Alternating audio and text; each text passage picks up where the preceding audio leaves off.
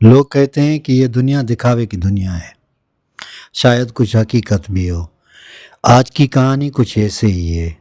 ایک ایسے کسان کی کہانی ہے جو اپنی زمین پہ سبزی اگاتا تھا۔ اس کی عادت تھی کہ ہر وقت اپنے ہاتھ میں تسبیح رکھتا تھا، اور جب نماز کا وقت ہوتا تھا تو وہ نماز پڑھنے شروع ہو جاتا۔ سورج ڈھلتے ہی شام ہو گئی اور اذان ہونے لگی۔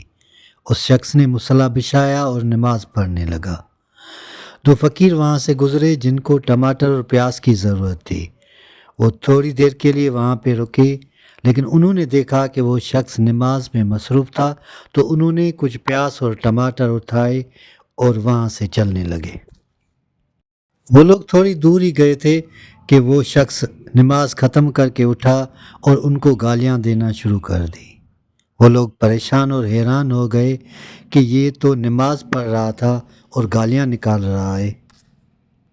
وہ دونوں اس شخص کے پاس آئے، ٹماٹر کے پیسے دیے اور واپس چلنے لگے۔ ہم نے سوچا کہ آپ پرہیزگار ہیں، اور جب ہم نے پیاز اٹھائے اور ٹماٹر بھی تو یہ سوچا کہ آپ ہمیں کچھ بھی نہیں کہیں گے۔ لیکن ایک بات واضح ہو گئی کہ آپ کا ظاہر آپ کے باطن سے مختلف ہے۔ آپ نے نماز ختم کی اور ہمیں گالیاں دینا شروع ہو گئے۔ کسی بھی شخص کے ظاہر حلیے پہ نہ جائیں، کیونکہ اس کا باطن کچھ بھی ہو سکتا ہے۔ ہم لوگ بس وہی چیز اپناتے ہیں جو لوگوں کو دکھانا چاہتے ہیں۔ یہ ضروری نہیں کہ ہر شخص جو آپ کو بہترین انسان معلوم ہو رہا ہے وہ ایسا ہو بھی یا نہیں بھی۔ اپنے ظاہر سے زیادہ اپنے باطن پہ کام کریں تاکہ آپ بھی انسانیت کے اعلیٰ درجے پہ پہنچ جائیں۔